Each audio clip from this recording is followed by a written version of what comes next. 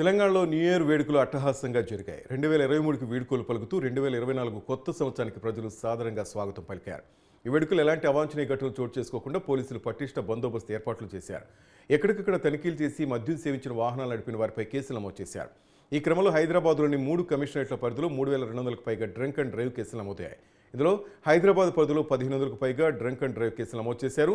అటు సైబరాబాద్ పరిధిలో తాగి వాహనాలు నడిపిన 1241 మందిపై కేసు నమోదు చేసినట్లు పోలీసులు తెలిపారు.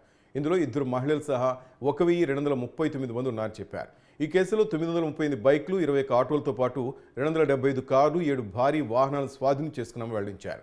ఇక రాచకొండ పరిధిలో తాగి వాహనాలు నడిపిన 517 మందిపై కేసులు నమోదు చేశారు.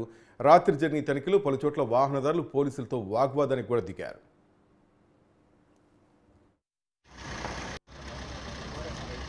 अरे ఇది బంద్ చేయి